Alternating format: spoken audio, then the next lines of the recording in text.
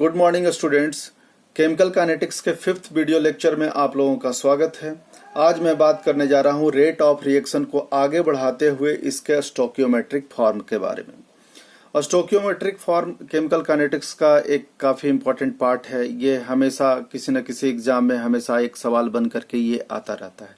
चाहे आप बोर्ड का एग्जाम दे रहे हो या कोई कॉम्पिटिटिव एग्जाम दे रहे हो, हर जगह पे आपको इस पे बेस्ड एक ना एक सवाल आपसे पूछा जाता है।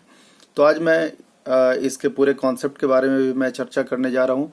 साथ साथ एक मैं न्यूमेरिकल भी लूँगा इसी से रिलेटेड, ताकि आपका कॉन्सेप्ट और भी क्लियर हो सके। बिना इस कॉन्सेप्ट के आपको केमिकल काइनेटिक्स समझने में काफ़ी परेशानी होगी। तो हम आशा करते हैं कि आप इस वीडियो लेक्चर को लास्ट तक देखेंगे, समझने का कोशिश करेंगे। और यहाँ आपको कोई यदि तकलीफ हो रही है समझने में, तो आप इससे पहले इंट्रोडक्शन, फिर सेकंड वीडियो लेक्चर, थर्ड, ये सब आप देख लीजिए एक बार, तो आपको ये सब भी समझना काफ़ी क्या हो जाएगा, आसान हो जाएगा। तो चलिए हम शुरू करते हैं। जैसा कि आपको पता है, यहाँ ए और बी क्या है, एक रिएक्टेंट है, रिएक्टेंट जो रिएक्शन में भाग लेता है।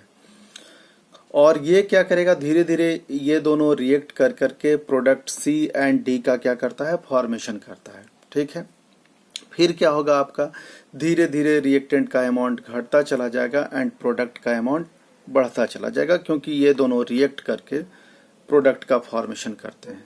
और भी आप लोगों ने एक लिमिटिंग रिएक्टेंट के बारे में पढ़ा होगा 11th क्लास में, तो उस पर भी प्रोडक्ट का अमाउंट क्या करता है, डिपेंड करता है।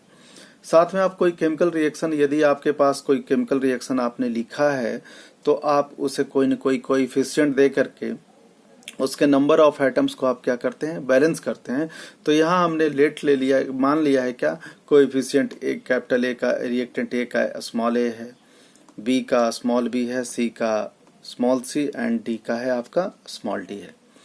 तो देखिए, रेट ऑफ रिएक्शन जैसा कि आपको पता है कि ये टोटली टाइम पर डिपेंड करता है। आपको पिछले वीडियो लेक्चर से ये पता होगा कि रेट ऑफ रिएक्शन हम इसके रिस्पेक्ट में लिखेंगे, तो किसके रिस्पेक्ट में, रिएक्टेंट ए के रिस्पेक्ट में लिखने जा रहे हैं, तो आप क्या लिखेंगे, निगेटिव साइन देंगे। निगेटिव साइन क्यों, क्योंकि रिएक्टेंट का अमाउंट धीरे धीरे क्या होता चला जाता है, घटता चला जाता है। इस वजह से यहाँ हम देते हैं क्या, निगेटिव साइन देते हैं रिएक्टेंट के लिए, जबकि प्रोडक्ट के लिए प्लस साइन आप देखेंगे। और यहाँ देखिए, rate of reaction with respect to A लिखना है, तो आप लिखेंगे minus delta concentration of A, इसको ब्रैकेट में, स्क्वायर ब्रैकेट में है, इसे हम पढ़ेंगे concentration of A divided by delta T, यानी चेंज इन टाइम, यानी change in concentration of A by change divided by change in time. ये हो गया rate of reaction with respect to A. Similarly rate of reaction with respect to आप B लिखेंगे, तो लिखेंगे change in concentration of B. यहाँ आपका ये ब्रैकेट छूट गया है, मैं इसे दे दूं, change in concentration of B divided by change in time with negative sign. Product C के लिए लिखना है तो प्लस साइन देंगे, change in concentration of C by change in time. Similarly आप डी के लिए यदि लिख रहे हैं तो change in concentration of D by change in time. आप यहाँ देखिए, मैंने कहीं भी इक्वल का साइन नहीं दिया है कि ये जो है concentration on change in time का जो रेशियो है वो बी का इक्वल है, नहीं लिखा है। ये भी सब एक दूसरे का इक्वल तभी हो पाएगा जब आप इसके कोएफिशिएंट से क्या करेंगे, इसको डिवाइड करेंगे। यहाँ हर जगह पे जो भी लिखा हुआ है वो पार्टिकुलर है, with respect to A, with respect to B, with respect to C, with respect to D. लेकिन रेट ऑफ रिएक्शन सबों का इक्वल तभी हो पाएगा जब आप इसके कोएफिशिएंट से इसको डिवाइड करिएगा। देखिए, rate of reaction is equal to -1 by A, ये कोएफिशिएंट है, into change in concentration of A by change in time. ये इक्वल होगा इसके रेट का कब, जब आप इसके कोएफिशिएंट क्या किए, -1 by B, change in concentration of B by change in time. Similarly product में तो प्लस साइन आपका लगा ही, साथ में आपने इसके कोएफिशिएंट से आपने डिवाइड किया 1 by C, change in concentration of C by change in time. Similarly +1 by D, change in concentration of D by change in time. यही आपको पूरा का पूरा न्यूमेरिकल बनाने में क्या करेगा, हेल्प करेगा। तो इस फार्मूला पे आप ध्यान दीजिएगा और किसी भी रिएक्शन के लिए आप इसे क्या कर सकते हैं, लिख सकते हैं। इस इक्वेशन से आपको फायदा क्या होगा कि किसी एक का आपका रेट दिया हुआ है या change in concentration and change in time दिया हुआ है, तो कोएफिशिएंट आपको बैलेंस इक्वेशन से आपको मिल जाएगा। आप किसी दूसरे के भी रेट को क्या कर सकते हैं या दूसरे के भी कंसंट्रेशन को विथ रिस्पेक्ट टू टाइम क्या कर सकते हैं, मेजर कर सकते हैं। कैसे कर सकते हैं, देखिए आपसे पूछा भी जाएगा कि rate of formation of C क्या है, rate of formation of D क्या है, या rate of disappearance of B क्या है, rate of disappearance of A क्या है, रेट ऑफ रिएक्शन भी पूछा जाएगा। यानी इतने तरीके का क्वेश्चन आपसे पूछा जाए तो आप ये यदि लिखना जानते हैं और अच्छे से समझ में आ गया है तो आप सारे सवाल का आप जवाब दे सकते हैं। चलिए आगे देखते हैं। इस पर बेस्ड मैं एक न्यूमेरिकल भी आप लोगों को समझाऊंगा। अभी देख लेते हैं unit of rate of reaction. तो आप यहाँ देखिए, इसमें आर रिएक्टेंट है और ये फॉर्मेशन कर रहा है किसी प्रोडक्ट का। आप इसका रेट यदि लिखना चाहते रेट ऑफ रिएक्शन तो आप क्या लिखते हैं, is equal to negative sign देते क्योंकि रिएक्टेंट है, तो change in concentration of R by change in time करते। ठीक है, तो सिमिलरली प्रोडक्ट का भी लिखते हैं, हम एक का निकाल लेंगे, वही आपका सबों का क्या होगा, यूनिट होगा रेट ऑफ रिएक्शन का। तो देखिए ये एक्चुअली मोलरिटी होता है, ये जो हम इसे बोलते हैं क्या कि concentration of R by change in time. ठीक है, कंसंट्रेशन का मतलब मोलरिटी, नॉर्मेलिटी, ये सब होता है, मोलरिटी होता है। लेकिन जब कुछ भी नहीं दिया रहे तो हम अपने मन से मान लेते हैं कि ये मोलरिटी होगा। तो मोलरिटी जैसा कि आपको पता है मोल पर लीटर होता है, तो मोल पर लीटर यहाँ मैंने लिख दिया मोल पर लीटर। तो मोल पर लीटर के लिए यहाँ नेगेटिव पे -1 कर देते हैं और डिवाइडेड बाई ये हो गया आपका टाइम। तो आप पूरा का पूरा इसे लिख सकते हैं क्या, मोल पर लीटर पर टाइम, पर टाइम।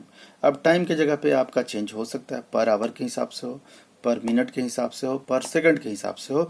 तो आप इसे ऐसे भी लिख सकते हैं मोल पर लीटर पर आवर, और मोल पर लीटर पर मिनट, और मोल पर लीटर पर सेकंड। ये सब आपका यूनिट आपका इस फॉर्म में होगा। तो आप समझिएगा कि ये यूनिट है रेट ऑफ रिएक्शन का। देखिए यहाँ इसी पर बेस्ड एक सवाल है हमारे पास कि फॉर द रिएक्शन है आपका कौन सा, N2O5, इसका कोएफिशिएंट है 2। कोएफिशिएंट कब, जब हमने इसको पूरा बैलेंस किया तो इसका कोएफिशिएंट कितना लेना पड़ा, 2 लेना पड़ा। तो N2O5 का डिसोसिएशन डाई नाइट्रोजन पेंटॉक्साइड का डिसोसिएशन NO2 एंड O2 के फॉर्म में हो रहा है। ठीक है, die nitrogen oxide and nitrogen dioxide plus oxygen के फॉर्म में हो रहा है। इसे जब बैलेंस किए तो इसका कोएफिशिएंट NO2 का कितना आ गया, 4, इसका कोई कोएफिशिएंट नहीं, एंड इसका क्या आ गया, 2। तो इस पे बेस्ट कैसे ये सवाल पूछा गया है, देखिए if the concentration of NO2, ये जो NO2 है इसका कंसंट्रेशन ये इंक्रीज कर रहा है। कैसे इंक्रीज कर रहा है, बाई 1.6 इंटू 10⁻⁻2 m। m इसका कंसंट्रेशन यानी मोलरिटी का ये सिंबल है। ठीक है, इन कितना टाइम दिया है, 4 सेकंड पे, यानी ये बढ़ते चला जा रहा है कितना, 1.6 इंटू 10⁻⁻2 मोलरिटी इन 4 सेकेंड। आपसे क्या पूछा जा रहा है कि rate of formation of NO2 क्या होगा, फर्स्ट क्वेश्चन था। Rate of formation of O2 क्या होगा एंड रेट ऑफ रिएक्शन क्या होगा। तो चलिए इसका हम सॉल्यूशन करते हैं। देखिए इसके रेट ऑफ रिएक्शन को कैसे लिख सकते थे, इस रिएक्शन को देख कर करके आप इसे लिख सकते हैं क्या, ये इसका कोएफिशिएंट है कितना, 2, तो मैंने लिखा है नेगेटिव साइन क्योंकि ये रिएक्टेंट था। 1/2 change in concentration of N2O5 divided by change in time, change in time is equal to, तभी इसका इक्वल हो जाता जब आप इसके कोएफिशिएंट से क्या करते, डिवाइड करते। तो +1/4 change in concentration of NO2 by change in time, ये भी इक्वल हो जाता किसका, इसका कोई कोएफिशिएंट है ही नहीं, plus change in concentration of O2 by change in time. तो इस तरीके से आप इसका rate of formation of NO2, rate of formation of NO2, rate of formation of O2 and rate of reaction आप इसे क्या कर सकते हैं, फाइंड आउट कर सकते हैं। यहाँ देखिए सॉल्यूशन की तरफ आगे बढ़ते हैं। ये N2O5 4NO2 और O2 था। Rate of formation of NO2 हम लिखते तो प्लस साइन देते, change in concentration of NO2 by change in time. यहाँ कोएफिशिएंट क्यों नहीं दिया गया, क्योंकि हमें किसी से मतलब नहीं था यहाँ दूसरे से कंपैरिजन करने का, क्योंकि NO2 का ही कंसंट्रेशन आपके सवाल में दिया हुआ है। आप सीधा सीधा क्या करिए कि 1.6 इंटू 10⁻² m जो था वो वैल्यू मैंने पुट किया, divided by change in time कितना था 4, तो 4 से डिवाइड किए तो 4 4 जा 16 होता है, तो 0.4, तो आपके पास आंसर आ गया कितना 0.4 इंटू 10⁻²। ये इसका कंसंट्रेशन मोलेरिटी के टर्म में था, टाइम आपका सेकंड के फॉर्म में, इस वजह से इसका आंसर जो यूनिट हो गया मोलेरिटी पर सेकंड। आप इसे ये भी लिख सकते थे मोल पर लीटर पर second. Similarly rate of formation of O2, तो rate of formation of O2 चूंकि डेटा में आपका इसका कंसंट्रेशन दिया हुआ था कि ऐसे इंक्रीज कर रहा है 1.6 इंटू 10⁻² m के रेट m के फॉर्म में ये इंक्रीज कर रहा है इसका कंसंट्रेशन, तो इससे कंपैरिजन करके इसका वैल्यू जब निकालना होगा तब तो आपको rate of formation of O2, तो rate of formation of O2 केवल इसका अकेले लिखेंगे तो plus sign change in concentration of O2 bye change in time करेंगे, लेकिन यहाँ तो आपका डेटा इसका दिया हुआ है ही नहीं, इसका कंसंट्रेशन नहीं दिया हुआ, तो आपको कंपैरिजन करना पड़ेगा किससे NO2 से। तो इसे इस इक्वेशन को देख कर हमें यहाँ लिखना पड़ेगा, हमें इसके आगे सिंबल हो जाएगा कितना प्लस साइन और इसके आगे भी हो जाएगा प्लस साइन। क्यों हो जाएगा प्लस साइन? क्योंकि ये भी प्रोडक्ट तो ये दोनों तभी इक्वल होगा जब हम इसके कोएफिशिएंट से क्या करेंगे, इसे डिवाइड करेंगे। तो देखिए इतना का वैल्यू, इसका वैल्यू हमारे पास दिया हुआ है 1/4 यहाँ छोड़ दिए, 1.6 इसका कंसंट्रेशन इंटू 10⁻² डिवाइडेड बाई 4, तो ये और ये इक्वल है और यही चीज आपको क्या करना है, फाइंड आउट करना है इसी का वैल्यू। तो आप इसको जब सॉल्व करेंगे तो आ जाएगा 10⁻³ m पर सेकेंड या मोल पर लीटर पर सेकेंड। अंतिम आप देखिए कौन सा, रेट ऑफ रिएक्शन आपको निकालना है, तो change in concentration of reactant bye change in of time करिए, तो सीधा सीधा इसका दिया हुआ था, इसे हम कंपैरिजन कर लेंगे, plus change in concentration of product bye change in time, तो ये भी वैल्यू आपको आ जाएगा कितना 10⁻³ m पर सेकेंड। इसे आप ये भी m को लिख सकते थे मोल पर लीटर पर सेकेंड, ठीक है। तो इस तरीके का ढेर सारा क्वेश्चंस आपसे हमेशा एग्जाम में क्या किया जाता है, पूछा जाता है, और इस पर बेस्ड आपके बुक में कई सवाल आपके पास दिया हुआ होगा, आप इसे उसे जाकर के बनाइए। NCERT में बहुत सारे क्वेश्चंस इसी पे बेस्ड हैं, बिना इसे पढ़े आपको केमिकल काइनेटिक्स समझ में आना दूभर हो जाएगा, मुश्किल हो जाएगा। तो हम आशा करते हैं कि आप इसे जाकर के एक बार अच्छे से देखेंगे, समझेंगे। इसमें मैंने बहुत स्लो तरीके से समझाने का कोशिश किया है ताकि कुछ भी ना छूटे। तब तक अब हम अपने वीडियो को विराम देते हैं। अच्छा लगे तो लाइक करिए, शेयर करिए, दोस्तों को भी बताइए, ताकि ज्ञान जितना बढ़ेगा उतना ही अंधेरा दूर भागेगा। Thank you.